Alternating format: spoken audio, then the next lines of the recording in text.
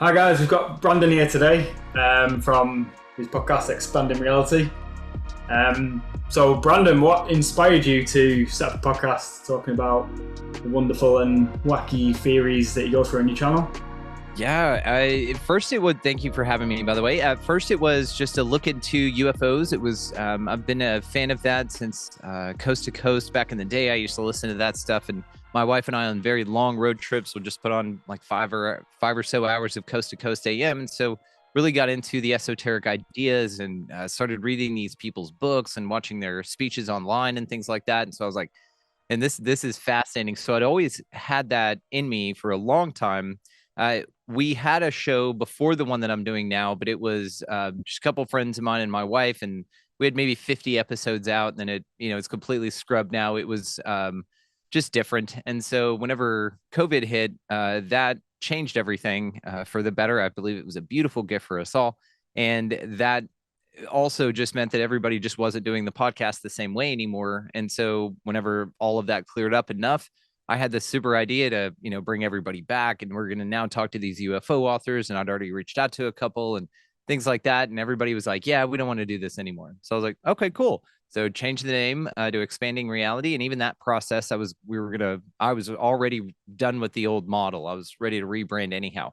And so got everything laid out and ready to go, and then just took off. I had a big list of UFO authors, and that changed rapidly. My interests are so wide and varied. I'm interested in so many different things. The idea just to get me into podcasting, I suppose, was the thought of just talking to these UFO authors, and which I've talked to amazing people that I absolutely adore in the field.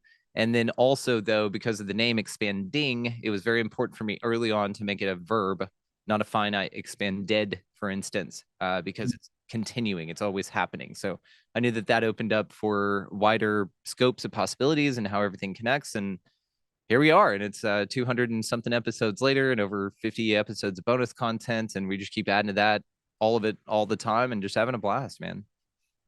That's cool. That's you've sort of hit the nail on the head where you mentioned about COVID, because I feel like it has changed the podcasting scene a lot. In a sense, everyone can do podcasts over Zoom now, so it opens up the bank of guests you can have on and the bank of knowledge out there like Exactly. tenfold.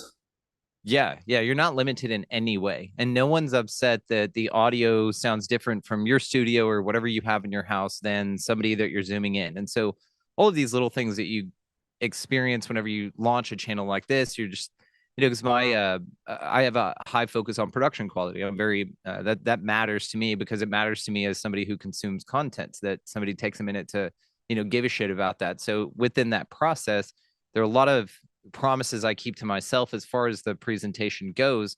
But within that, there's so much flexibility. Like, it doesn't need to be so, rigid. And I think it's funny because my wife, I'll call her in here to be like, hey, which UFO picture do you like best, for this graphic? And it's cool, the things that like are challenges, which, oh man, they're both really cool, but we want a consistent theme. So which one do we, or so there's like it's just interesting the way that this all plays out. And again, just like what you said, that it's changed so many things, because nobody is expecting you to get everyone in studio. It's erroneous, and then also so inefficient. Like, you can the fact that it's opened like this has just afforded us, like right now, we can just hop on a call real quick and go. I don't have to schedule 3 days or so to come get on a plane, come see you guys and hang out. We've got a nice tight window here, and we can have our conversation, spread the consciousness, and then move on and touch base later. It's just such an amazing way to connect. And so you're absolutely right.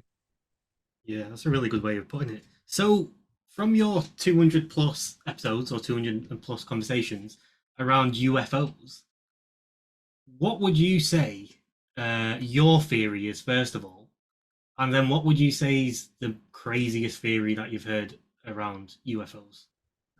Well, not all 200 of them are on UFOs, but I do bring it up quite consistently. Even with somebody, the lady on for talking about Shakespeare, and I was like, "Do you think he was an alien?" So it'll slip into all conversations, no matter what it's about. But yeah, so my perception of it has come very, very far, and it's simply because I don't isolate myself to any one thing. I don't hang on to beliefs. I've got ideas, because they're so much easier to change. That's from a line in a Kevin Smith movie, Dogma. And it's just easy for me to kind of look at things and go, okay, cool. Where's that?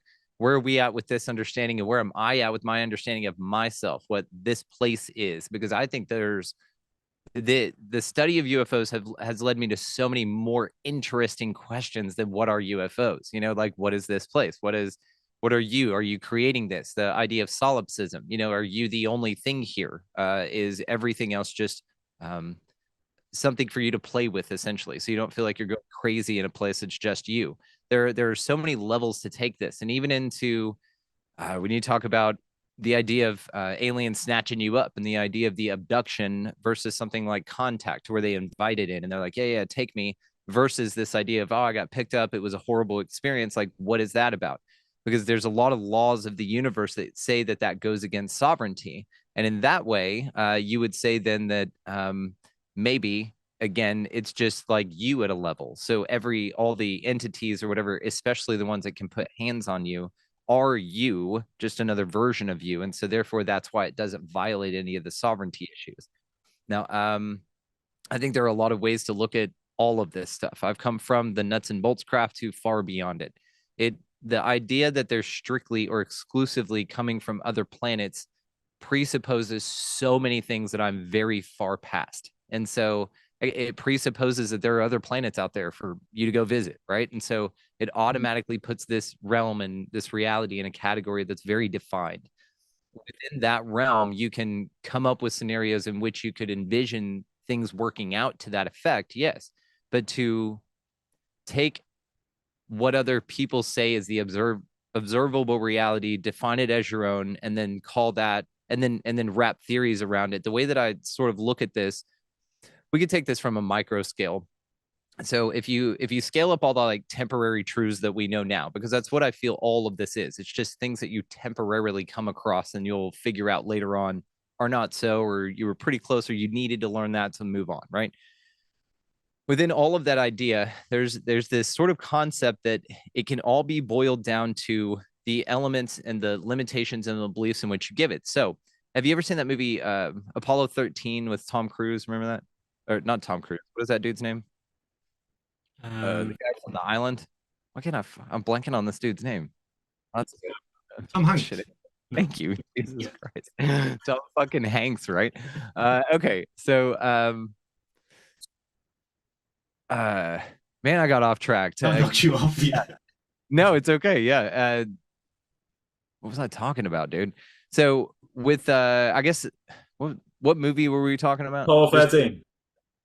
So Apollo 13. Thanks, guys. It's been an interesting week. All right. So in Apollo 13, they take this box of shit, right? They go and they say, hey, this is all they have on the aircraft to solve the problem at hand. And they dump the box down. And then there's this just arrangement of different objects, tape, whatever. And these are the things in which they can solve that challenge. This is what, again, disciplines, the education systems, things like this do. They tell you that, okay, there may be other things outside here, but you're only allowed to solve problems in your reality within this box. And so from that, that's where limitations begin. That's when you introduce other ideas, sort of such as like you create your reality with your thoughts, and the way that you think actually physically manifests, and that there's nothing outside of yourself. Nothing happens to you. It's all brought through you based on your paradigm to create the next breath. And there's only the moment of now, and you create your past, present, future, if they exist at all, beyond the current moment, in the current moment. So this idea of past that you've experienced, all of those things, but to get there, you go through all the rabbit holes of all of the shit with the UFOs. And I love all of it. Now, I'm not excluding any of it. And I will first and foremost say that I have no clue what's going on here. But I have looked very, very far into the philosophies of this. I walk this realm, whatever this is, with just multiple lenses of perception that don't bother me that they're at odds with one another. That I'm fine if the earth is flat and round. I'm actually, it's cooler if it's flat because it means so many more cool things, right? And I love that conversation. I'm not a flat earther though. Like, I'm fine if it's not. It just, to me, has to do with how you view this place and what you want to get out of it. And the more that I looked at this, the more I saw it. I first absolutely saw this in myself. And you step out of the character that you've been playing here, and you become the actor that you were playing the character. And that's when you're like, oh, I'll detach from the role. And then now I'm writing my own script. Now I'm doing my own shit. And even through, again, with the UFO phenomena, you come through the stair steps of, okay, well, nuts and bolts craft, and that's pretty fucking cool. But they may also be a breakaway civilization. It may be all human stuff. Maybe, none of it's alien at all, and they just kind of have a suit or technology that's just so far beyond that we think that it's that. Another thing is that, yes, they're alien, but they're in an inner Earth type of a thing. So actually, there's no out there. It's here, but they're within the Earth. So they're crypto-terrestrials in a sense because they're not extraterrestrials. The other one, back to the flat Earth thing, if you want to stretch the realm a little bit, extraterrestrial could mean extra land in this realm. So we're talking beyond the known lands of what we're talking about. There's even a map on the moon that's pretty cool that you guys can check out that shows extra land because it reflects the continents of the Earth in the surface. I've seen this. Yeah. But it has extra land on the outside, kind of like what we're talking about.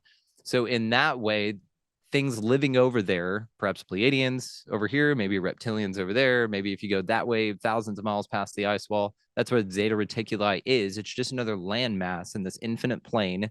And so extraterrestrial would mean an extra part of this land, right? You have that. You have the interdimensional theory, which is, in my mind, very tied to the time travel theory, which I absolutely love that one as well. Future humans coming back in time machines, or past humans in super advanced craft coming forward to our future and being like, what the fuck is going on? We thought you guys would have your shit together. And then, there's everything in between, again, down to even that it's a psychosemantic phenomena, that you're creating all of it. I love all of it, and I'm fine if it's all true or none of it's true or any of that, man. I just take it in all the directions. I'm okay with it. Yeah, I like the theory. To be fair, I know flat Earths are labeled crazy, but that's one thing I hate about the way society is set up.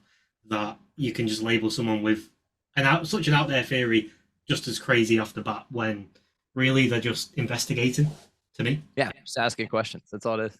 That's because the rabbit hole that I've been on with Aaron as well is always leads to the Antarctic, right? So when you strip it back to what you've just said, like that could be, well, there could be more past the Antarctic because you're not actually allowed to travel that far through there. So are they hiding something? Is there something below? Have they frozen over something? Or is there something past it? Or is it just energetic, sort of like an out of bounds for the realm, like the game? And if you go past a certain degree and you walk so far in a certain direction, the game resets itself. So they can't let anybody out there. Otherwise, all the progress is lost. There are a myriad of ways in which you could view this place, and all of them absolutely unfalsifiable. Any of the things that I'm talking about, I have no idea, but absolutely could be 100% true, and way more. Like, there's the unknown unknowns that I come across all the time. Things that I didn't even know. The questions I wouldn't even thought to ask based on the information. Now I'm just like, holy shit.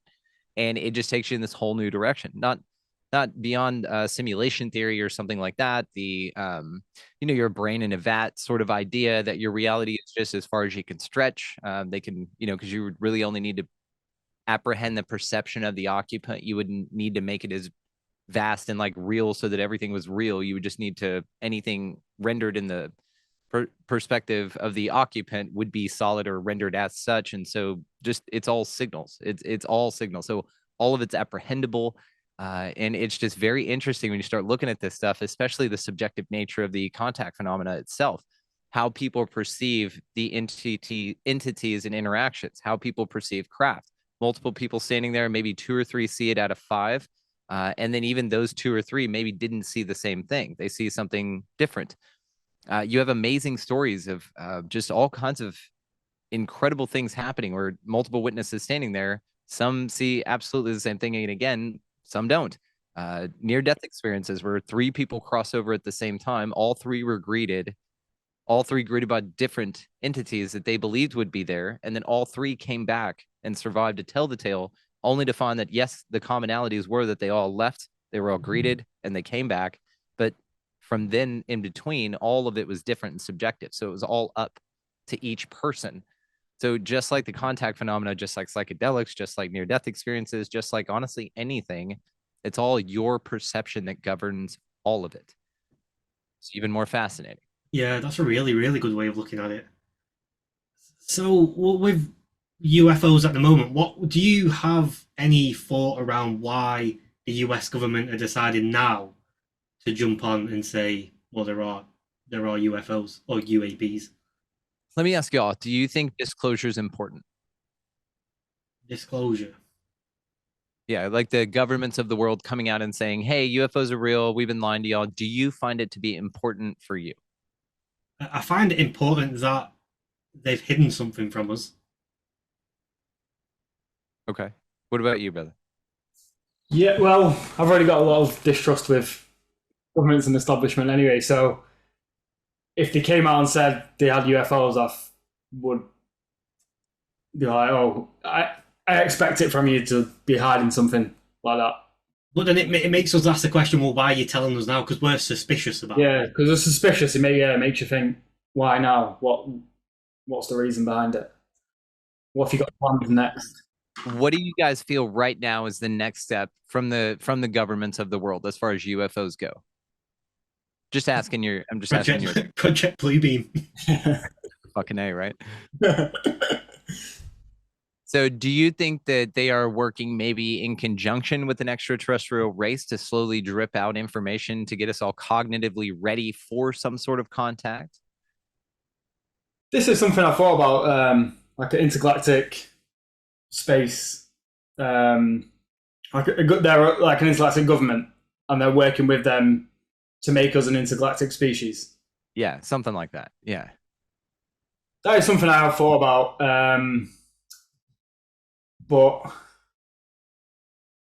if they were working with intergalactic species and these species were so advanced, how would they not look at the world and be like, don't fuck around with Ukraine, just leave it, and we will. Like, if there's peace on the world, then surely they'll be like, oh, you guys are ready now. You can join the I don't know what to call it. The Galactic Federation of Yeah, Awesomes. the Galactic Federation. Kim, what do you think? Do you think the governments of the world are working with some sort of galactic federation or even some race of entities, malevolent or not? I can't see them working with much, depending on. I'm looking at it from a sense of good and evil. For example, I'm going to use what you said about time travel as an example. If time travelers came from many times ago, when we are pretty sure they were advanced civilizations, they're not helping us advance in any way. And if they were traveling up here to help us advance, we should actually be looking at the world as a better place. But then it's, well, are the evil ones the ones that took over, trying to advance and trying to sort of cause evil on us? And it can be said the same for intergalactic species. Is it evil that's coming, so they want world domination? Maybe these extraterrestrial aliens want world domination as well, so they're working with him on that front. So if it's an evil, then I can see it. If it's for a good, there's nothing that's showing me that it's a good thing. If they are in partnership. Do you feel that evil and good are real things, or do you think that maybe they're man-made? That's a really good question. That's the sort of thing that we touch on a lot in the podcast. I would like to say the real things, but when you actually strip things back to the bare bones, most things are man-made. So, yeah, I would probably be leaning more towards they're man-made. So then that actually makes my thought process a bit obsolete, because, well, we don't know, right? We don't know if what the government are doing right now is the right thing. Yeah, and then you ask yourself, like, what kind of aliens would align with the government we find in such detest, you know? And then if so, are the aliens being bamboozled? We're sitting here maybe just going, holy shit, look what we did to the indigenous peoples of this land, and our governments did when trust treaties were given and hands were shaken. You know, maybe these extraterrestrials are getting bamboozled by us, and maybe they're just as, I don't know, frail, you know, emotionally or mentally. Who knows? You know, there's a lot of, again, presuppositions. We But then there's presuppose the other side, which I could go down as well, is the sort of occultism side. Maybe they've gone back to sort of a certain level of occultism where they've managed to make contact with a different planet, for example, and called them. Yeah, they're using occultism to go through the dimensions. Yeah, to call them over here. Yeah. And do you think that that's then relegated to good and evil? Like that morality plays a part in if you're able to contact entities or not? I think from where we sort of define good and evil, we define it from religious texts, right? I feel every nation on the planet has been attached to some kind of religion. So all of our morals have been through religious texts. But those texts have had to start from somewhere. So this is where I go down sort of with ancient civilizations. What did they know that we don't know? Yeah. Yeah. And they have written these stories down in these books and passed it down. It's lasted millennia. Yeah, and the stories and concepts that are hidden, it's very interesting because then you go into the UFO community and you start talking to folks that talk about the anti-gravitic work that's being done, like in people's garages and stuff.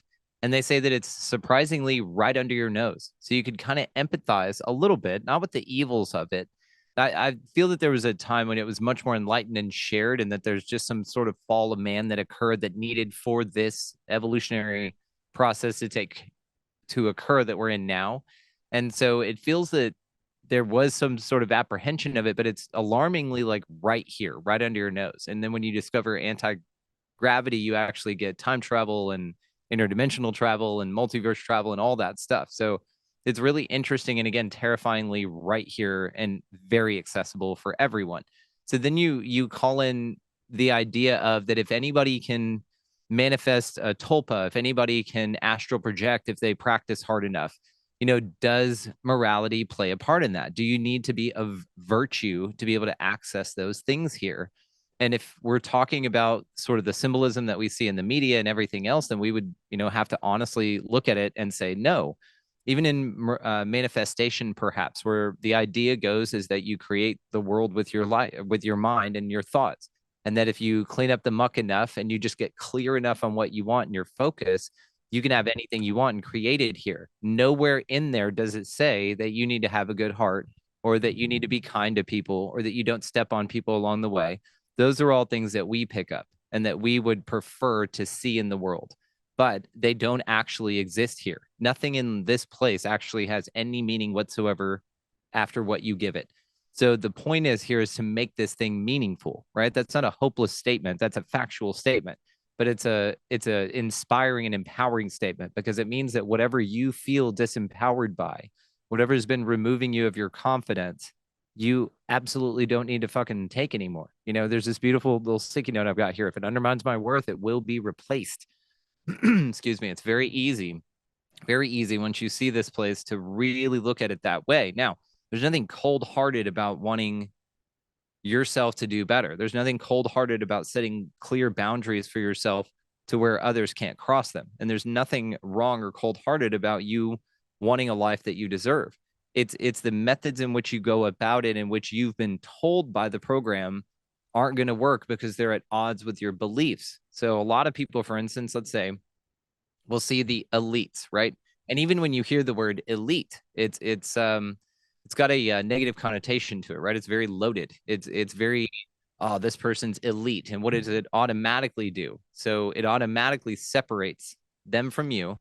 And it automatically, just because of the word, the feeling, there's so much power in that one word that it separates and puts them above you. So instantly within those two words, oh, the elites. Now we've separated ourselves and then we've determined that there's a better and worse within the separation and said that this is where this is and this is where we feel that we are. But this, now everything we say after the elite sucks, right? So we've now said that there is a difference, that there's a difference in elevation, that we've determined that this is better, but it sucks. And so therefore, what do we all do? We stay the fuck away from it as far as we can. But what did the elites have a lot of that we also feel would be an empowering resource here? And that is what we've all determined would be that, which is money. So what you do is whenever, and this is unconscious, when you're, I don't know if your parents were like this, like you see a Ferrari drive by and your dad was like, oh, piece of shit, probably, fucking whatever.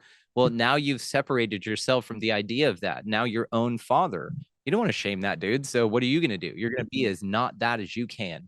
And you're going to subconsciously dive deep within yourself to be as far away from the elites, therefore by proxy, as far away from everything you associate them with, which is also this phenomenally powerful resource here that people sweep under the rug. They focus way too much on, put on pedestals because it's over there, but also we disdain the thing that's over there. Think of it from money's perspective. That poor entity, that's a tulpa we've created, and we push and pull this toxic relationship with this thing. And it's all simply based on neurolinguistic programming. It's all words. It's the way you speak. It's abracadabra literally translates to as I speak, I create. And same thing in Genesis. God spoke everything into existence. So your words are incredibly powerful. Your attention and your words. And those two things are your main sources of power. It's got nothing to fucking do with money. But your feelings about money and your relationship to it have everything to do with the words and the programming around it. So it's just very interesting when you, again, start to look at this kind of stuff, that these ideas of good and evil, therefore there's a separate. So perhaps what some folks have interpreted that to say is that there are diametrically opposed energies here, but they exist within dichotomy. So there's a paradox in that one exists here, but they exist in the same place or the same reality together, but they have nothing to do with one another. But what they do have to do with is the dance of polar opposition. So you have this, you don't have sympathetic resonance with everything here, but that's what you need so that you can determine sympathetic resonance, or so you can be in lockstep with a few select things that will guide you straight through the myriad of higher percentages of shit not for you. And that's part of the game. It's part of this ability for you to see outside of everything and just to go, okay, these are all just options of experience. It's just nothing's going to hurt me. I'm not in any danger. I'm safe where I'm at right now.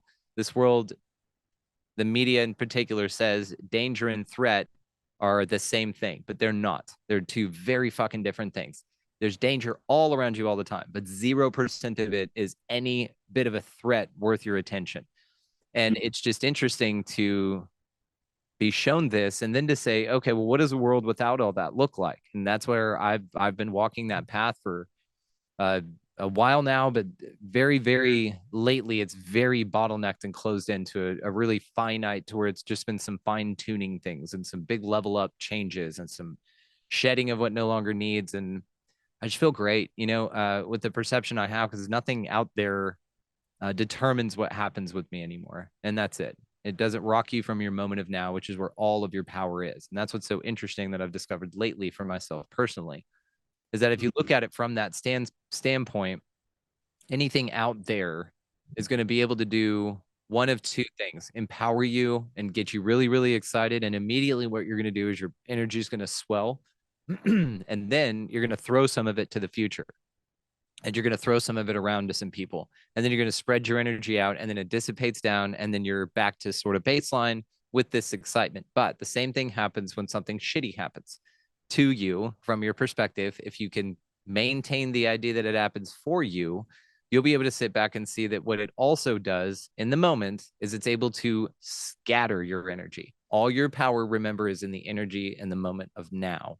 And if something hits you, a shock, just anything, you get fired at your job, just some breakup, just anything, it has the tendency to split you. And if you allow that to happen, it'll continue to perpetuate, to show you that that's what you're here to do, to keep your shit together, no matter what. It's got nothing to do with anything going on beyond anything. Let's say a bomb drops and now you find yourself in a certain situation. Well, it's easy for you to, from your present moment, look to a past version of you and be super pissed off at that dude and be like, why the fuck did you get me here? I know about manifestation. I know about the echo. Why the fuck were your thoughts where they were? You know better than this. And now it's a hate fest rather than a love fest for a part of yourself. And it's way back there in the past. So now you're way over there and you're yelling at an older version of you that was just doing the best it could with the information it had at the time. And then you've also scattered your energy to the future timelines that haven't even been created yet, that you're just going, oh my God, holy shit, this is going to happen. Oh my God, what the fuck? And you're doing all of this from your present moment of now, which you can't find anymore. So the whole goal is to bring your power back to you and to have it right here. This is where all of your vibrational ascension occurs. This is where all of your power is right here in this moment. I've ideas for this and ways to help. So if you ever find yourself where your mind is just sort of wandering around a bit or anything like that, all you need to do is just say the word change. That's it, good or bad. If you're thinking Oh man, this is gonna be so exciting, and I can't wait to change. Oh man, remember that one time that I changed? Get back here. Be back with yourself, no matter what. In this exercise, get real control over where your mind is and where your focus is and where your attention is, which is right here. If you're having a conversation with someone, don't reach for your phone out of habit.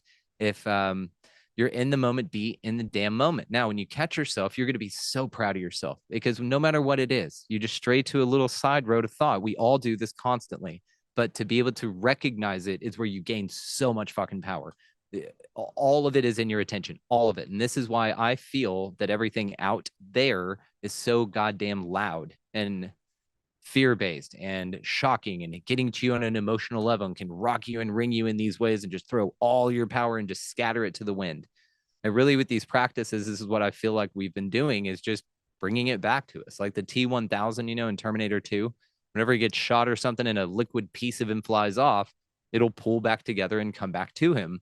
And it's sort of like when you're born here, you're indoctrinated. They just take little pieces of you, sort of like Osiris, with Isis, when she was going around gathering up all the pieces of him, and they take all the pieces and just scatter him everywhere. Well, that's what happens to you during indoctrination and during domestication, as Don Miguel Ruiz calls it. And then you spend the rest of your time, as hopefully as short amount of time as possible, getting all of those pieces or powers back to you. You offer your attention and pieces of you to so many ideas that you don't even think about. This is again why it's very important to go through your idea inventory and your belief inventory and see, do these things that I offer power to still pertain to me? Do these beliefs still mean the same thing? Because if not, you've got a lot of open tabs of energies that are just going in different places in your mind that you don't even know of. You've got untapped resources within you that all they need to do is be called back to you. That's it. And it's just got to do with focus and alignment. Tune out the noise. It'll all come right back. That's very, very powerful. But it comes to mind something that I thought about recently. Well, that meditation is obviously really good for you, but meditating and then snapping out of your meditation and not actually learning anything doesn't really benefit you as a person. So, because I had this thought when I was meditating once that, okay, it's all good meditating, I feel refreshed after for the next hour, but then I'm just going to go sit down at my computer and just return to the way I was before my meditation. You need to learn what you do in your meditation and apply it to your life. And it's sort of come back to me then when you were describing what you were describing, that until you can learn to be meditating whilst living, whilst actively talking to someone, whilst in a certain situation, something might have gone wrong, something might have gone really well, as you've just described. It's you've simplified it, but it's sort of what I was thinking about meditating. I need to apply them practices in the real world, or else I'm not going to be able to change as a person. Well, it's great. You're always changing as a person. I'm gonna be very clear on that. You're always changing and evolving constantly. Every 7 years, every cell in your body has been erased and completely redone. Your eyes regenerate themselves. You're constantly changing and evolving. And what's beautiful about this is, like you said, with this idea of pulling your power back to you, what it is it's a mindfulness practice in itself. This is what I feel meditation is geared towards. Now, I'm an animated person. I'm not good at sitting still, and this is just me. If you've ever seen that movie Accepted, and that guy just runs over and sits for like 1 second, and he goes, "Oh, that was amazing," and gets up, when he's supposed to be meditating for hours. But for him, that 1 second of silence and peace was equivalent to 3 hours, right? It's relative. So for me, I've had an active mind my entire life. And so for me, I've learned to dance with it rather than to fight it. And fighting it took a lot of energy and a lot of time. And I allowed my energy to be very scattered in very chaotic ways. But now I realize my strengths, and I realize that there, from my perspective, isn't such a thing as good and evil in my reality. That those are two sides of the same coin. And even coins don't have only two sides. They've got the two sides, the heads and tails, but they also have the edge. And then they also have, when they're spinning, the potential. So there's four states of a coin. A lot of people in 3D reality, if you will, only talk about the two because this has a lot to do with their perception. They can only see two sides of a coin, and that's fine. We need that. We need all that anchoring. You run all the way up through it, and it's a beautiful process. So with this and with my internal way of talking with myself, it was really, again, not about that there are evil pieces of me. And this is really what shadow work is all about. Shadow work isn't hating the darkest parts of yourself. It's loving the scariest parts of yourself. And we all have them, but that's what's important. And even if you want to go back to religious texts, and one of the more popular, I suppose, would be the Bible, where Jesus and the devil walked around together. They shared the space together. They are brothers. They are both, again, the yin yang. It's these two expressions of really duality, but it's not what the purpose of this is. The purpose is to find your balance within the two and find the middle path. And that's expressed in like the tree of life and the Kabbalah and things like this. There's 3 lines in there that all points are connected, all nodal points are connected by, but only the middle one extends beyond, above and below the pattern. The other 2 are finite and then taper back in. This is the concept of duality. We only experience it for a little while, maybe in other realms of realities and in other forms, but I feel only this way. And that illusion dissolves once we're gone from this place, whatever that means. You can dissolve it here. But this is the idea of the middle path and walking the middle way. It's to know that you're not all fucking love and light, because that's silly, and that you're not evil, and that there's no inherent sin or guilt in you to be carried around. That's also a program, I feel. And that there is a middle path balance of a do no harm but take no shit kind of a thing. You know what I mean? And it reminds me of something what Jordan Peterson says. He says to find your inner monster, and then once you've accepted you've got an inner monster, get the inner monster under control and use him when the time's right. Yeah, make friends with him. Let him know when it's appropriate to come out and when it's not. And whenever you do such a thing, you will find yourself absolutely liberated, but beyond anything, you'll find yourself whole, which is the greatest idea ever. They're not pieces of you to lock away and to banish, which is what the masks of society encourage. But I will encourage you to be yourself. And that's what my job here is to give people back to themselves and to make you realize that you never needed to be saved, first of all. But more importantly, and to the more actionable side of things, is that no one's coming to save you. So it's all up to you. Everything ends and starts and ends and begins with you. So if you want something to be different, change it. If you're having a great time being pissed off about things and yelling at your TV rather than taking your kids fishing or something like that, then keep doing that, because that's a world that you can have. That's an option of experience. No one, again, remember, life is inherently meaningless. You just attach to all kinds of shit along the way. So whenever you find enough things and you sample enough whirlpools along the river of life, you find that, my boat's awesome. I've got a great direction. I've got a wonderful tribe I'm attracting. And really, I'm the deliberate creator of this. And that's the whole point of this thing. And it's about empowerment. If you look out there, a lot of those things just want you to be small, look at them constantly, tune in, make sure that you know what's going on. Oh, tune in, make sure did you guys hear about that? Did you see it's a lot of things that you need to be actionable. You got to be aware of, and how could you not take this seriously? A lot of that kind of stuff. It's an option of experience, but it's not an inevitability. Just like this Great Reset and Klaus Schanel Schwab Wet Dream and this Nazi shit. It's not. It doesn't. It's an idea proposed, but again, I feel it's to motivate you. I don't believe in a bad guy, and I do use the B word on that. Beliefs. The word believe for me is very. If I get it out of my mouth, it's very deliberate, except to say how much I don't use it. But I don't believe in a bad guy. I feel this is a ride, a play, and a beautiful gift of experience that we get to learn.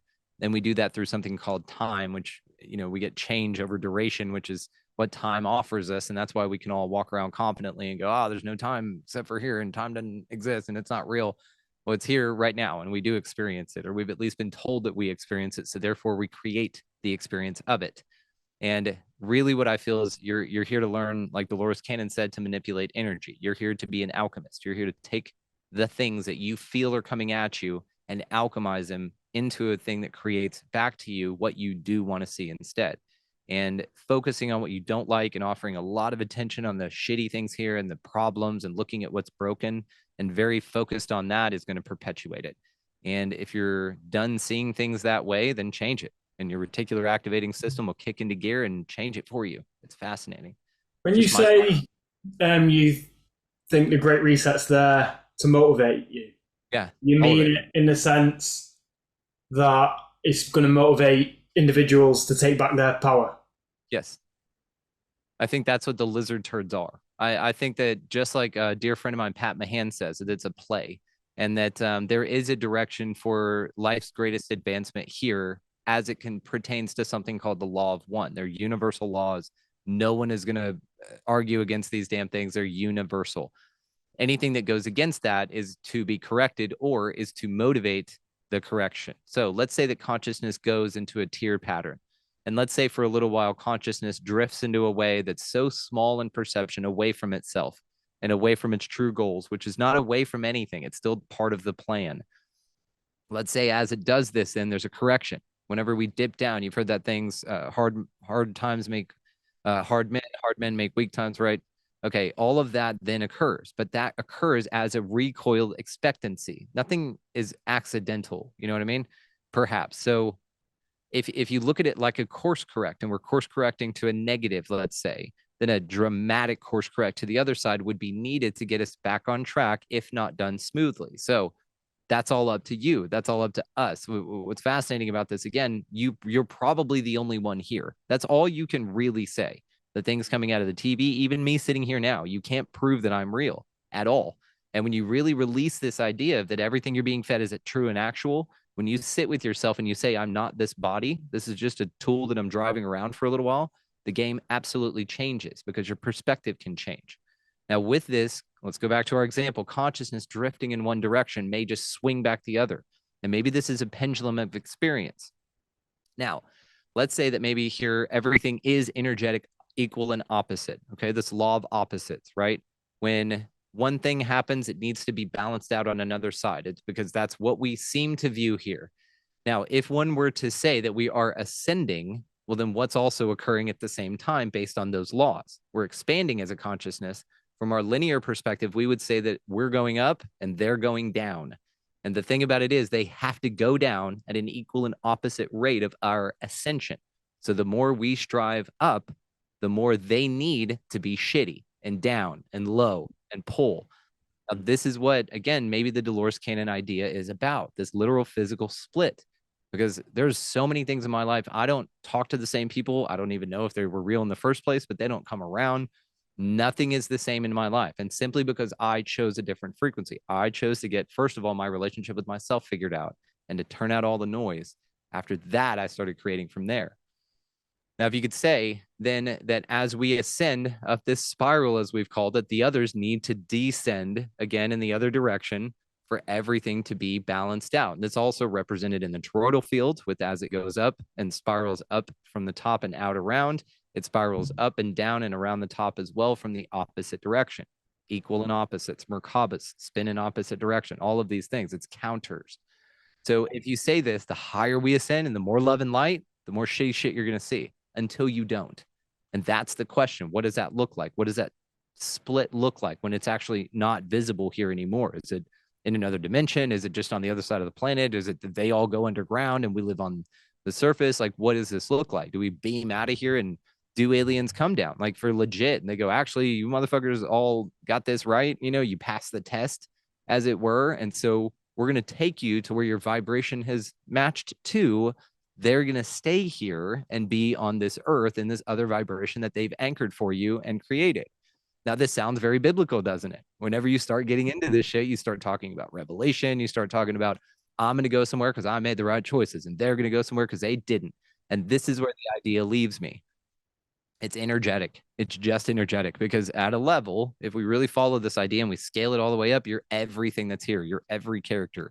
You're every little bird. You're every little NPC you think walking around back there. So even those parts of you that are like, all right, man, I'm going to take one for the team. This is their true soul's desire, to get the shots, to put all the badges of all the things they support that said Facebook says they should on their profile pictures, to make sure that you know that everything you're doing is wrong and everything they're doing is right. Like, you are playing the fuck out of that role because you have to.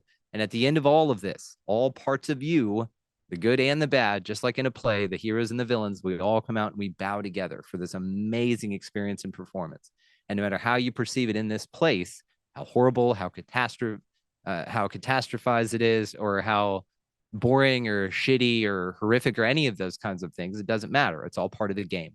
And it's just what you make out of it. So if your job here is to sit here and be scared by everything that's coming at you, and you still view things as coming at you, then sit with that. It doesn't need to be that way. You know, find out, why do I feel that way? Why have I been told? Why did oh, it's a past. Oh, my 5-year-old version of me when my dad and mom were fighting and this happened and then they yelled about money and then that's why it's so hard for me to, oh, I see it. And yeah, every time we passed a Ferrari or when my dad's friend got a promotion and he didn't, he yelled at that friend and then lost his best friend of forever over money. So I don't ever want money. And you can find all these fascinating ideas that you've just been offering your energy to this entire time that you just simply just go, no, thank you. And you reinterpret them from where you are now, because that's all memories are. They're made up versions of what you think happened, but really you have the moment of now in which you alchemize all of that shit. And that's what all of this leads you to is you're understanding that your power is right here in the moment of now. So you've been working to get to this level that you're at, which is an incredible level, I must say. But how long? Like, what's the path that took you in this direction, first of all, and how long have you been on this path? Because I'd say the whole damn time. There are interesting things that I do now that my mom would tell me that I did as a like toddler, like before I could remember. Like really interesting things. Like she would walk in when I was like 2 or 3 or something crazy, and I had all of my crayons lined up like end to end, but I made like a path with like equally spaced crayons, so they were a path all the way around, and I like meandered all the way around the room as some sort of city or labyrinth or something like that, a maze, and I'm just like sitting in the middle of it with my little pacifier, and I made this elaborate fucking crazy thing on the ground, and my mom was just like, "What the fuck is this?" And now we have a labyrinth out back, like that I mow this acre part of our property that we have. I let the middle part grow up, and now I snake through it with my mower, and then I mow a labyrinth through it. So we walk it barefoot. You've got the tall grass that grows up all around it and meanders around. It's cool as shit. It's like 1,200 steps or something like that. Yeah, so it's a good amount of land. And so now I sit there and I say, oh, all these older versions of me, every step that I took in any direction, all the interests that I've had, comics, all these kinds of things, I'm still very involved in. We founded a publishing house. And so I'm huge into storytelling, into animation, into all of those. And I've been a fan of all of this shit since I was a kid. And I've also been just super outgoing and animated and all those kinds of things. So that makes getting a message out and also getting out of my own way to be able to attract the right wisdom into my life, that makes it an easier process. And it's been something, honestly, that I've been very mindful of for, I mean, over 20 years. I guess at 18, I moved out of my house, and there was a huge, like, there's challenges in the home. We had a massive move. Like, it was just the cocktail of, all right, you're doing this now. This is one of these huge redirects that you talk about. I smoked pot for the first time, never even knew what drugs were until I was 18 and moved down to Houston. Very toxic, challenging home that ended in some physical abuse that had never happened before. So just really, really weird. It all stayed on me, which was perfect. Then tried psychedelics for the first time ever with acid, had an incredibly challenging trip, but it was incredible. Again, got this idea of unity consciousness, could sort of see the pieces of things interconnected with that. Got introduced to conspiracy theories and learning that the media was full of shit and that things going on out there could not be trusted. Then just shortly after the abuse stuff led to me moving out of my home 2 days after graduation. So I'm 18 years old. I grabbed that guitar back there and 2 bags full of whatever the fuck I could go. And then on foot, no car, just left. And so that big move. And then right after that, shortly, I was handed the book Conversations with God by Neil Donald Walsh. And all of these things happened within a 1.5 year time period that packed in massive move cultural shock, traumatic split from the safety of the home and all that that meant, introduction into conspiracy theories, psychedelics, and mind expansion, as well as unity consciousness and spirituality, all within the same little packet of time. And it set me on the course that I've been on. It's not it. I'll let you know.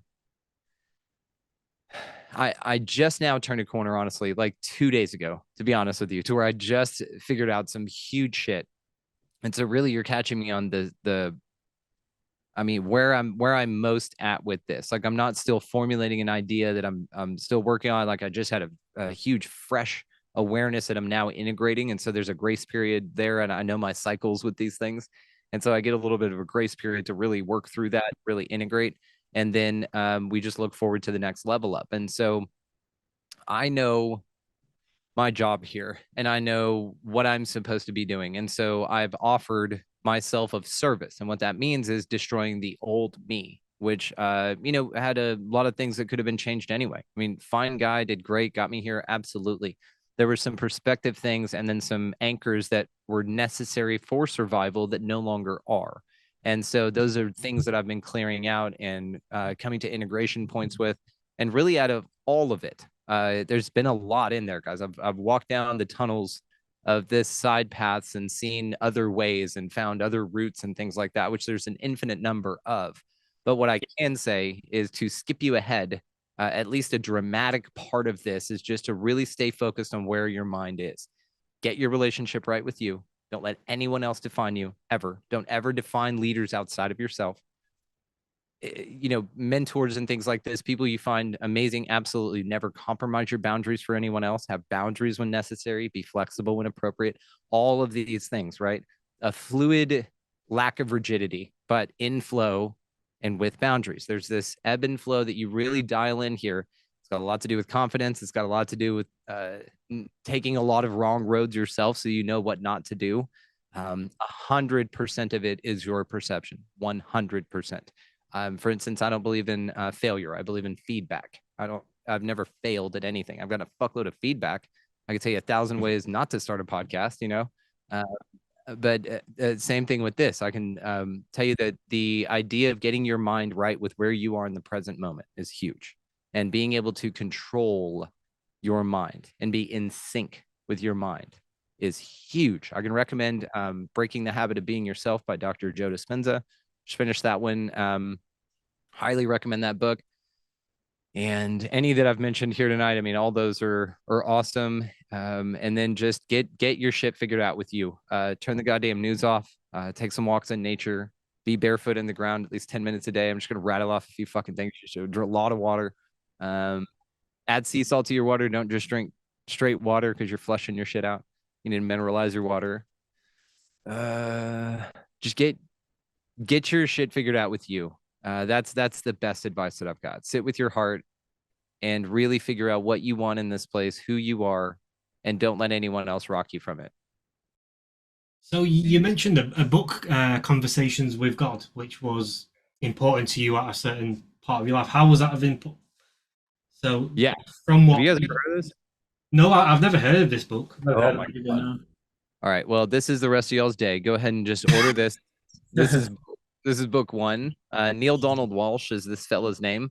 This is book one. There's 3 in the series. He's written 39 books in 37 different languages, or the other way around.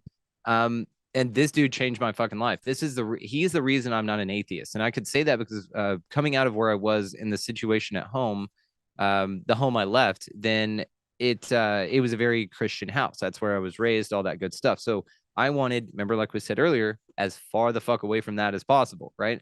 And so whenever I took that route, it didn't include God from there, because the example I had of God was what my parents' example of God was, and I never connected with that God. So from there, I was just fine with being an atheist. I was like, cool, nothing's going on. I'm good with that. I was very going into scientific shit as well. And I mean, right-handed this book, and it was perfect. It tied everything together. And so with this understanding, it's literally a conversation between him and God. And it was my first glimpse at unity consciousness and this idea that there is no hell and all of these things that were just so fucking profound to me. He was like, yeah, Hitler went to heaven. And I'm like, what the fuck is this guy talking about? But now it makes all the sense in the world, and absolutely adore this man. It actually changed my life. And then 20 years later, I had him on the show. He's back there in the archive, Neil Donald Walsh. Oh, nice. I'll check out your show with him. A bit of a sort of tangent from what you've talked about quite a lot through this episode. You've talked a lot about belief and how belief is, in a sense, artificial. Yeah. Oh, yeah. Yeah. There's a theory of the past in an ancient time that our DNA was manipulated to then have a worship gene. So do you, I'm sure you've heard of the theory, but do you feel like that's quite relevant, that we are all sort of worshipping, we're all led to believe we need to worship something, whether it be a celebrity idol on the TV, whether it be a god, whether it be completely anything. We worship everything. We worship in the sense of believe, that we believe everything is real, right? So do you think there's aspects of that with us today, and then there's aspects of us prior to the belief gene or the worship gene, where we can still get in touch with that sort of realm of not having that gene? I feel that, even the recognition of that gene is interesting. It shows an interconnectivity in this place, right? It shows the desire for us at an innate level to know that we're part of something much, much, much bigger. And I think that that's built in on purpose. I think it's dulled even more so on purpose. So I feel that the even organization of religions was perhaps started to articulate some of those bigger purposes and concepts, and then figured out that they should probably put some of those things under wraps. And that's why we get some of the secret societies. And again, these people who hide information, which may lead to some breakaway civilization type ideas, which I fucking love. But also you could say that maybe within this is that's its evidence, is it's that you are the creator, that you're so powerful that you can detect something within you, that then you tell people, hey, you've got this anyway, so just turn it off, don't worry about it. And one of the greatest things the devil ever did was convince this place that he wasn't real. I think one of the more interesting things is that we created all of this shit, and that we continue to create it, even though mounds of evidence of personal data and personal observation give way to the gene that we do have in us that says that we have a tribal desire to fit in and we don't want to be ostracized. And so therefore we let a lot of dumb shit go by and don't stand up for it. But that time is absolutely over. I think that was necessary to get us to the point of where it needed to be there so that we could say, that's fucking done and we're not moving forward with it. It no longer serves. And so what I feel we're going through with our time right now is just a collective purging. We're all going through something. I'm going through massive level ups constantly. I'm very deliberately focused on it though. So there's a difference that I am riding the waves intentionally. A lot of people are just feel like they're in a flood that they got swept away by. All you've got to do is orient yourself, get right with yourself. You rise right to the top and you ride this motherfucker. That's all it is. So if you think about, like, we're having these kind of conversations and all the conversations we've had on the show and things, my parents don't talk about these things. They have no concept of this stuff, but they're still experiencing the same energies that we are. So the way I've likened it is like that everybody got like acid got put in the water supply and everybody's tripping, but I'm the only one that's tripped before, so I know what this is. You know what I'm saying? Or a few of us know, psychonauts know what this is, like yourselves. We know what's going on, so we know therefore how to trip sit with the pieces of ourselves while tripping ourselves. And so it's this interesting time for us all just to step up and to really declare our sovereignty and to know, again, no one's coming to save you. And then it's all up to you what happens next. So create where you want from a deliberate place in your heart. A lot of what you're saying. So last year, so me and Cam started this journey 2021, November 2021. And at the beginning of last year, I started looking into Stoicism. And a lot of what you're saying sort of resonates with the teachings of Stoicism as well, to forget about what's going on out there. The external factors don't matter. It's all about what's going on with you and control yourself. And once I started, I wouldn't say I'm an expert at doing that, because sometimes I do fall into the trap of, oh, what's happening with AI? Or they might take my job, or like blah, blah, blah. But are you aware of it in that moment? I am aware of it, and then I have to pull myself away. No. You don't have to anything. You're given the opportunity to show how powerful you are. Okay. You see, the phrasing is different, right? Okay, it's a gift. Everything is here. Everything here is a gift. And when you see it that way, it really changes the game. It really changes the game. So what you are doing, and I'm very proud of you. So you're way ahead as far as percentages go. This is what we call the Dunning-Kruger effect, or what everybody calls the Dunning-Kruger effect. People with high intelligence don't think they're doing a great job. People with very low intelligence think they've got it all figured out and can't learn anything new.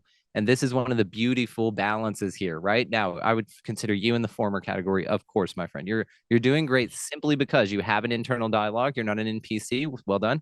And then also that you recognize it from an observer perspective with no judgment of yourself. Now, this is the important part of this, because now that we've just rephrased it, that you don't have to do anything because you weren't drawn away. You were giving yourself the opportunity to float so that you could see how powerful you are. Do you see the difference? That's empowerment. Okay. So just by these simple turns of phrase, it's NLP, neuro linguistic program. That's all it is. Take the word trying out of your vocabulary. None of you have used it. I'm just saying as an example, you don't try to do anything. Trying is a verb, and you will absolutely get those results. It's very deliberate here. So even things like, oh, I have to go to the store or something like that. No, man, you get to walk around through this 3D environment and go to a place and interact with other souls and heal that room. Because from this book, again, Neil Donald Walsh, the biggest thing out of there that I took from the age of 18, every time I've looked into the eyes of somebody else, I've seen myself because of that book. And it's because I can't look around this place and not see me. There have been times I haven't been as proud as I would have for what I have done to us. But what I did for us was show me that that's not the way to go. And that I can articulate it in to millions more people that need to experience it the way that I did it. And all you need to do is change you. And it's fascinating, again, whenever you re-articulate this shit. But again, you being able to, my friend, first of all, give yourself that gift, which we all do all the time. You give yourself a gift and an opportunity, but you recognize it as a gift. And you said, hang on, I'm going to invite myself back to the present moment. And that's what it is. Not get back over here, you fucking whatever.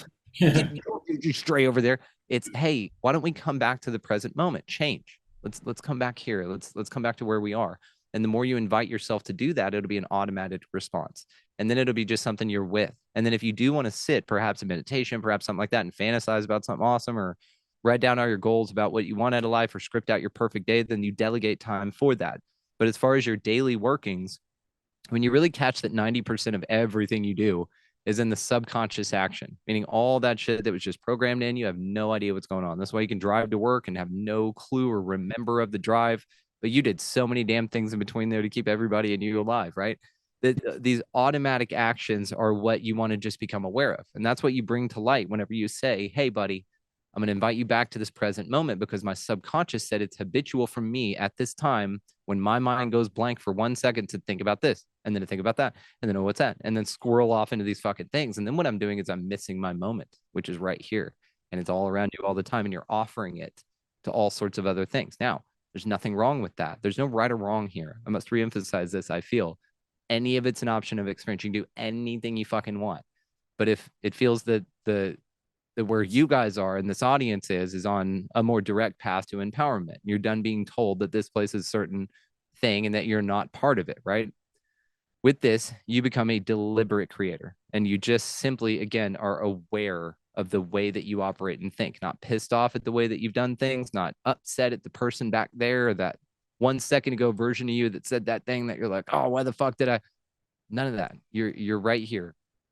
Be in your present moment and be proud of who you are and love yourself for everything you've done right now, all the time. This is such a empowering message. And the way I'm sort of gauging it as well is everything that you do in your life is an experience. Every single thing is an experience. And it's about not taking those experiences for granted, like many of us do every single day.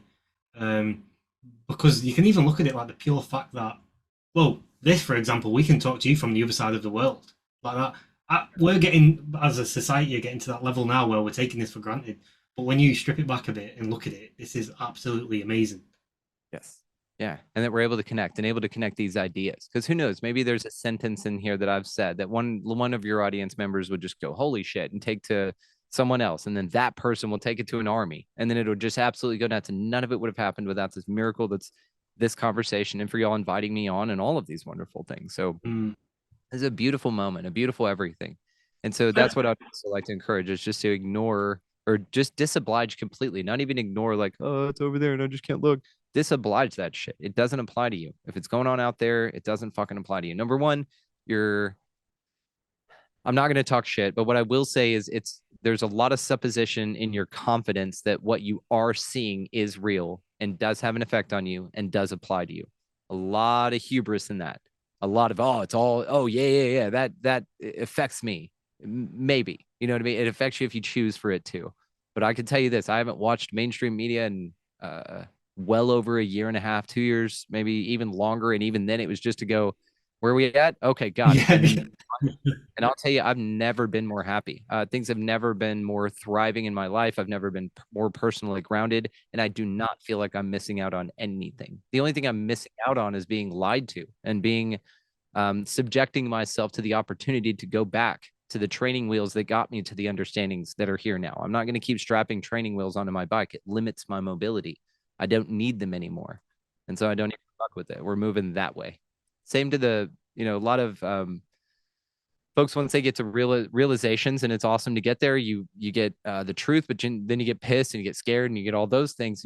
And that's a valuable place to be. But remember, you don't have to stay there very long either. Like, you don't have to constantly reinforce with yourself, your peer groups, or associate with those that do, that only want to still talk about the problems, right?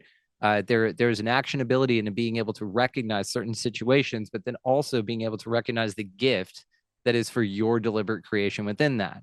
So what I mean in just a very literal term is, if you're constantly like going, oh my God, this is happening and they're going to take our this, and our rights are being restricted because of this, and there's an energy to that that doesn't offer solutions, it only offers fear. And so, and even though it may offer solutions, but the solutions are all so fear-based and all so rooted in this scared person that just is trying to do the best they can and does have information but doesn't know how to alchemize it to a useful point yet.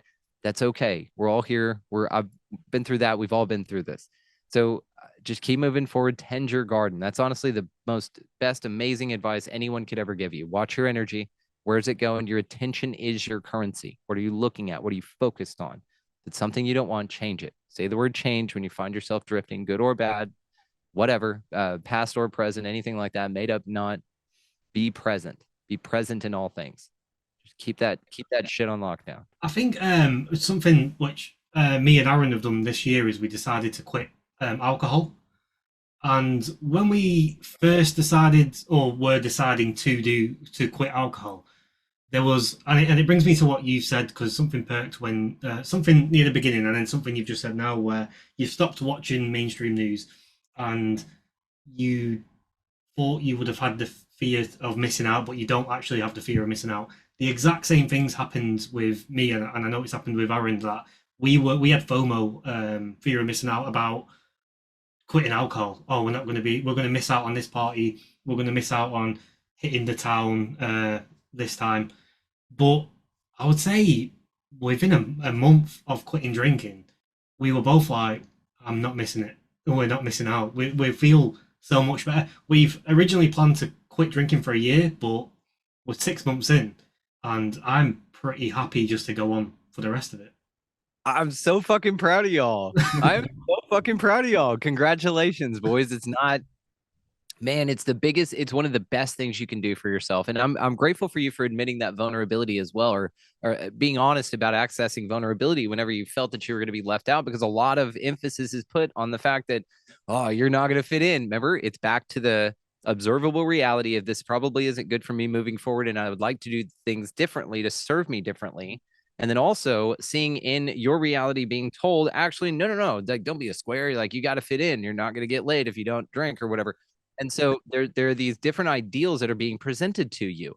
And I love this one example right here, because this is one of the best ones ever. In society, hey, got to do it. It's amazing. Holy shit. But then in your heart of hearts, and what you're seeing all the successful people do that you give a shit about, then that are walking in the directions you want to go, all of them have said, yeah, oh yeah, we left that behind. That's no longer part of us moving forward. You do whatever the hell you want. No one judges anyone on this side of the fence, bro. No one. You go for it. Let that freak flag fly, because it's you. Alan Watts was shithoused all the time. Like, that dude was fuck as fuck for a lot of his life, right? So there's no judgment on any of this stuff. I can say for me, it was an ancestor healing thing back in my line. My dad's dad and all of that family, since alcohol was invented, they used it as a coping mechanism and just kept handing their problems down to the next generation. And there's a saying that I got early on in my life, that it happened in my family until it happened to me. And I'll be good goddamned if that I am not the biggest embodier of that. All the insecurity issues my family had stop with me. The alcoholism stops with me. There are so many things that I have changed specifically out of desire to go, yep, I'm here to embrace all this for my lineage, whatever that means. Now, my younger brother, that's of the same dad, this dude quit drinking, I guess a year after I did. And he's now, I guess, about where I was, about 6 months in. And I didn't even know. He didn't tell me at first. He said, I wanted to make it over the hump before I even told you. I was like, dude, what the fuck, right? And he said the same thing. He goes, man, I saw you doing it. He goes, everybody successful is doing this. And so I just figured, why the fuck? And now, though, let me ask you this. How do y'all feel? Amazing. Amazing. It's a weird feeling of being, I don't know how to explain it properly. It's more of a personal feeling, but it's like you feel more yourself, you feel more in tune with yourself. Wherever then alcohol's an escapism, right? So I've absolutely just subtracted all escapism basically out of my life with escaping alcohol. Even me and Aaron have the discussions where since I've quit alcohol, even when I'm watching TV, which I would have just watched junk before, I'm watching things which it might still be considered junk to someone else, but what I'm watching actually has an impact on me. And it might just be a certain deep story of a movie, but it plays more of a personal story on me. And I'm feel connected to things more. Yeah, that's it. You feel connected. My heart is so huge right now for you motherfuckers. I gotta say, I'm so proud of y'all. Like, I'm just so grateful. I could feel it. I've been getting lit up as you're talking about this. I'm so proud of you. And another One thing, thing, sorry, one thing you said about the generations of drinkers. It's a conversation I remember I had with my dad before I stopped drinking. I said to him, "Your dad, my granddad, used to drink a lot, go to the pub and drink a lot." I said, "You, when I grew up, I just looked at you drinking a lot, and I thought that's what a man should do." So when I turned 18 or younger, I started drinking, and I used to just get shit faced thinking, "Oh, my dad did the same, so it's what you're supposed to do as a man." And I said to my dad, "I don't want my future children to grow up and see me doing that and thinking that's what you're supposed to do. So it has to stop somewhere. So I'm willing to take on that burden." And me and Cameron are brothers as well, by the way. are you, bro? I am so fucking proud of you boys. I am so fucking proud of you boys. My God. What's the age difference, if you don't mind? I'm gonna say, don't say it. Actually, let me guess. I'm gonna say 2.5 years. On which side? What's your age difference in you guys? I'm gonna say you're the older. Cam's oldest. No, 2 years. I'm oldest, Cam younger. 2 years. Damn. Okay, so the 2 years is right. Okay. Everyone That's gets that. Yeah. Everyone would get the same difference, but they will get it the wrong way around. That's so interesting. What an interesting thing. Dude, I'm just so proud of you fucking guys, man. Just what you're doing here is so much bigger than if you haven't been properly acknowledged for it before. What you're doing is here is so much bigger than you know, dude. So much bigger. I appreciate that. Thank you. Oh God, well, we appreciate you, man. That's so huge. I'm just so fucking proud of y'all, man. It's just the biggest actionable thing you can do. And again, with your mind, you guys are catching thoughts. You've got it, dude. You've absolutely got it, boys. Yeah, well, the reason why we set up the podcast in general, it wasn't for subscribers, it wasn't for monetization. Me and Aaron went because we're from England, obviously. We're both from North England, but Aaron moved down to London just before COVID hit. And when COVID hit, and we was like, shit, what's going on? We used to spend like 3-4 hours on the phone every day, just talking about what's going on.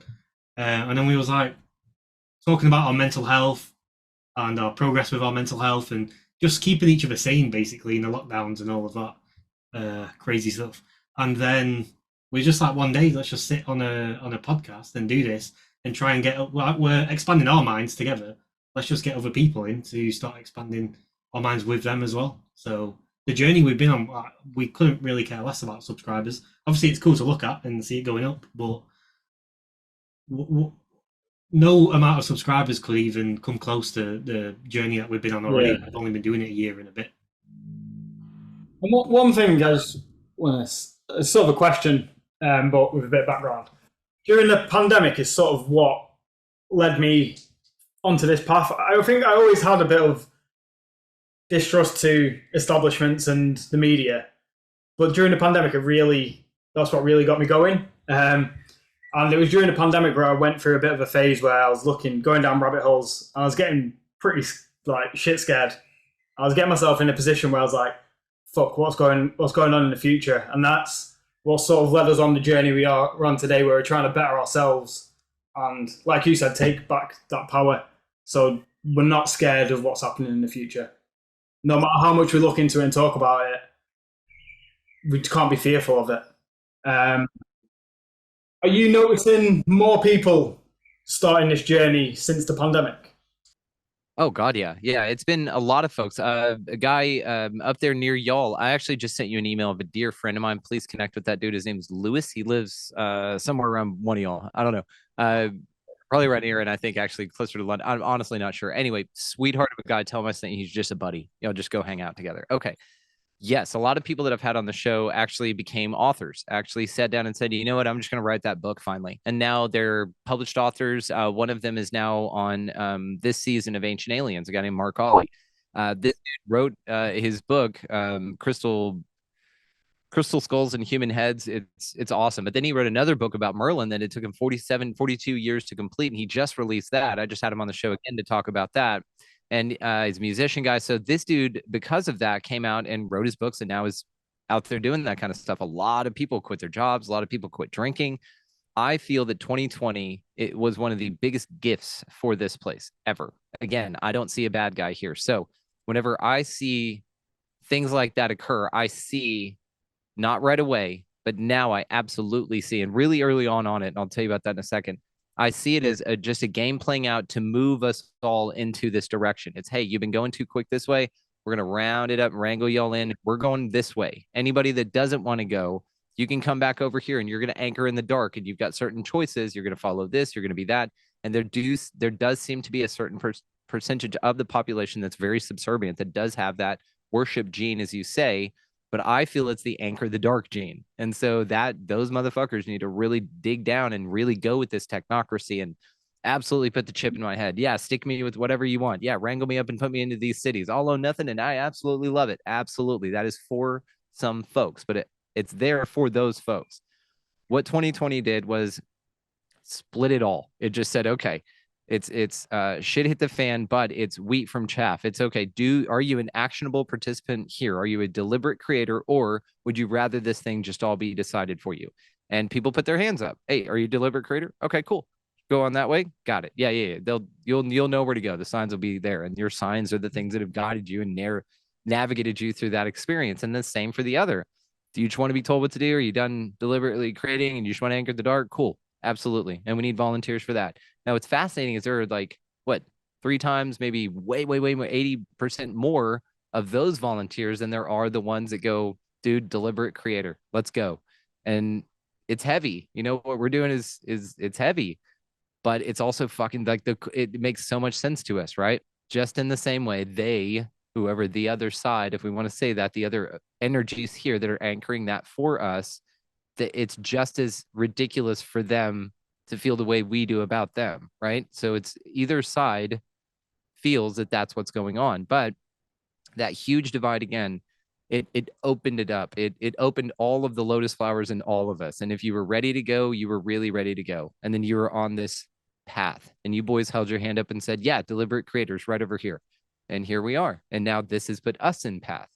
And it's beautiful. And I bet now those people, and you're going to start to see this a lot more as you go further into not drinking, that you'll see that those people you just don't even talk to. They just fade away as characters that were just passersby on your journey of getting you to where you are now, which is all there is, your moment of now.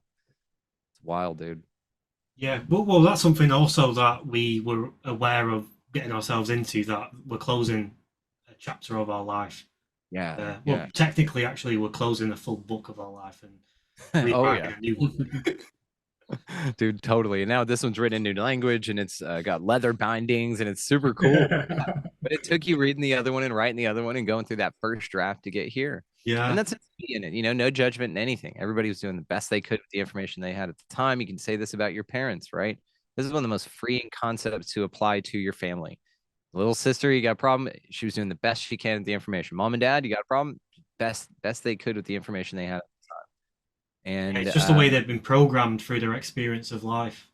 and then it's the shit that their grandpa, their grandma and their mom and dad handed them and said, okay, you can either handle all this alcohol shit and you can do that, or you can pass it on. What would you like to do? And they just drank through that lifetime and handed it to you.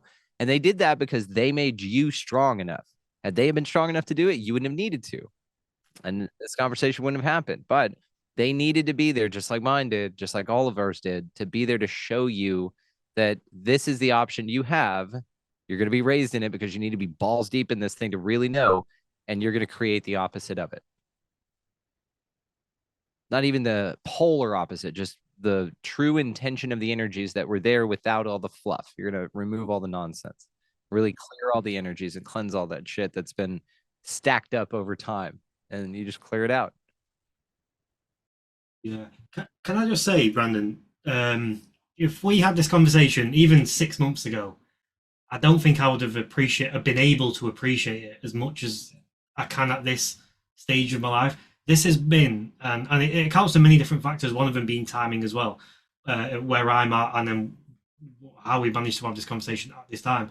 This has been the most powerful conversation I've probably had in my life, and it's probably just rolled off your tongue as it seems it has, like it just instilled inside you. But you've had such a fucking massive impact today. So I You've appreciate come it. at such a perfect time as well. It Such a always perfect is, man. time. And like any sort of like last week, right? Something rescheduled, boys. It was perfect. I like couldn't have it could not have worked out better for either one of us. And yet here we are. And had we had that conversation, the things you're saying now, I wouldn't have come to those understandings. Those were greeted over the weekend. In the week's time that we were supposed to do this, there's been a massive change, massive, massive fucking change. And so I'm able to bring that to you now. But again, it's because of the divine timing and because everything works out perfectly. And again, so this is why like it's very challenging for me to get disappointed now because I know in divine timing and I know actually whenever something would have formerly disappointed me, that's actually my indicator that something way better is about to occur, like way the fuck better. And if you can let go of your ideal that it has to be this on this day, in this time, in this way, then what you do is that you say, okay, we're going to plan it for this or something better. And as long as you just maintain the or something better, bro, your life fucking opens up. You're not like it has to be this. And I'll tell you this, you're limited. And no matter how big you think you can dream and how badass you think you are fucking peanuts compared to what your higher self knows and can set up for you in the drop of a hat. Get out of your own fucking way. Not you, just telling everybody here. You're not in your own way. I'm just saying, get out of your own way when it comes to this stuff and just let it flow in. The minute I stop determining this is how it should go and I need it by whatever, that's when everything changed, man. And really, that's what surrender is all about. It's saying like, look, there's two people working here is how I've phrased this. And again, this is a very new understanding for me, viewing it this way. I've always heard these concepts here and there, but I put them together in this one Voltron of fucking understanding this weekend. And it is that to see this place as a maze, okay? And you're a body in the maze that's connected to a higher version of you that's outside of the maze that can see the entire thing. It's got a full frontal view of all of it. And it can see little your ass down there as well. And you are absolutely connected. Now, little me in the maze used to get so pissed off at the direction my guide was giving me. There's a lot of noise down here in the maze. It's very hard to even hear that motherfucker. So for a long time, I felt I was just solving it by myself. Fine. I'm on my own. I'm getting no guidance. I'm just going to go here and do my thing. Now I'm to the point where it became so obvious to me that there's a co-collection here. Again, maybe it's the worship gene. Maybe I just got to feel that something's here to be worshiped. So therefore I created a tulpa that is this version of my higher self, and that's how I get through it. It doesn't matter. You know what I mean? Either is fine and either is real because it's my subjective reality, which is fascinating. And it works. So it has impact in real reality, even though it's not real. It's sort of like an imaginary character or something.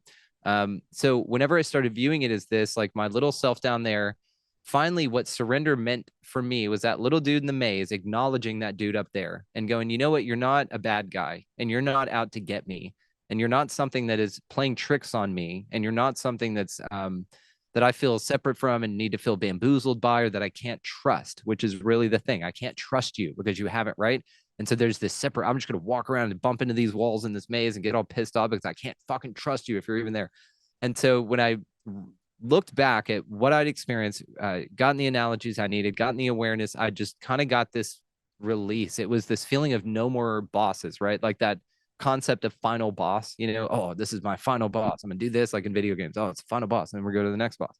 No more bosses, man. And I realized that the idea and concept that I was fighting battles of final bosses to get to a next level and to win another badge and to get a better sword for the next round and everything like that. That's just how that was a temporary truth. I needed to view it that way to get me where I am now, which is just another temporary truth, no matter how amazing it sounds. Just another temporary truth. We'll be well past this in a week, probably. But that's the thing, allowing new information. But then again, recognizing that dude up there and going, hey, I'm limited in my perspective.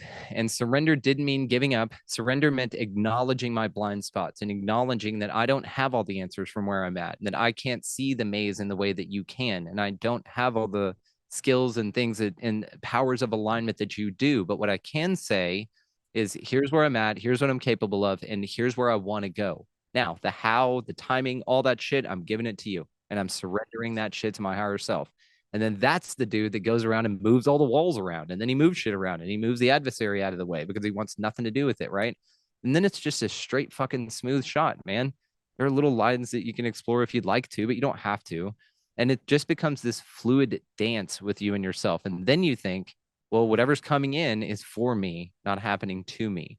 And then I know my higher self knows that this is the next step for me to get over, no matter how treacherous it looks at the time, no matter how scared I am, no matter how many past versions of me are not in line with me right now. True surrender just means being able to admit your blind spots, know that you're not, know that you can take help, and then asking for it. And that's it. Yeah, that fits in perfectly with the fact that when I had to reschedule with you, I was like, oh shit, we've fucked up with the dates. That's a problem. But then when I emailed you, and then I don't know if it was the energy from your email back, I was just at complete ease. I was like, oh, it's fine. And then we've just had this fucking conversation, which has come at the most perfect time ever. So we had to reschedule. There was for some reason we had to. For some reason, I accidentally sent you the email of the wrong date, but that was pre-planned on the journey. So then the question is, next time when a mistake happens, how are you going to greet it? With fuck yeah. Yeah. Fuck yeah. Then it means better is right around the corner, right? It's an excitement now. Oh, fuck yeah, they canceled. It means either when we talked to them, it wasn't going to be a great conversation. It didn't need to happen. Maybe they weren't on their game. Maybe you weren't on your, little things that you want to, so many beautiful things that lay out there as long as you allow them. So good for you, man. Good on you. And that's when you greet those next challenges, because that's how they are happening for you. It's an opportunity for you to be a greater, grander version of yourself, just like what Aaron was talking about. Whenever you pull these things in and you recognize it, you're like, give me back to myself. I see that, and then move on. That's power, guys. This is where it all happens. It's mindfulness, it's power, and that's all it is. It's just knowing where your attention's at. Where attention goes, energy flows. Just always remember that. Great job, boys. Good on you. No, this has been absolutely amazing. It's been, I don't know, it's blown my mind, first of all. I mean, we came on to talk about UFOs, and you've ended up absolutely. Yeah. They're probably all made up by you. And it may be, just a psychosemantic thing. I think there's super cool things here. I think they could be just an experience of the Matrix, that this place could be just a simulated reality, and it's a big game, sort of like one of those escape rooms. If you guys have ever been to one of those, those are fun. Yeah. So stuff like that. I don't think it's as dire. I really don't. The scary shit, it's more like a haunted house, like Sam Tripoli says. It hops out and makes you go, and you go, oh. And that's it. That's its entire power. No one's going to throw you on the ground and throw a needle in your arm. It's those types of things are told to you. They're not experiences you will experience unless you want to. And that's the trick of all of it. To get your shit right here, because whatever you think and want and all of that stuff, you can be convinced you want that and therefore create it. It's a really interesting place out here, and it's all mind games, man. That's all it is. Get your shit locked up there. Yeah, hopefully we can reconnect in a couple of months. And bro, I'm here. You call me anytime. We're brothers. This is family. You got a third brother today. So this is just family. Whenever y'all want to do this, you give me a holler. I'd love that. Oh, thank you so much. We appreciate it. Cheers, Brandon. So just before we wrap up, in the simplest form that you can, could you give us your definition of life? The experience of a chosen reality. That's actually really good sentence. Okay. Fantastic. Yeah, me and Aaron made the we decided, due to the way your passion lies and the way our journey is, that this podcast is about experiencing different realms of life, basically. Yeah, because we're all, even though maybe in the same life, experiencing different realms of life. All of us. This is why this idea of consensus reality, or that we're all in the same place, having the same experience in a sense, I'm absolutely further and further convinced away from it every day. This has been great. Honestly, this has been fantastic. So thank you so much, Brandon, for coming on. Cheers, Brandon. Thank my mind's blown. I feel a bit speechless, actually. I think I might go for a quick walk after this one. Dude, I'm going to, so we'll all go take a walk out in nature together. All right. Hey, yeah, that's a way to connect as well. Good. All right. Well, I Thanks, love you everyone. boys. Thank y'all so much for making me feel so at home. And you guys are phenomenal hosts. You ask amazing questions, and you just create such a wonderful place for me to be myself. And I really appreciate that. Thank you. Thank you. This has been absolutely amazing. So, thanks, everyone. Cheers, guys.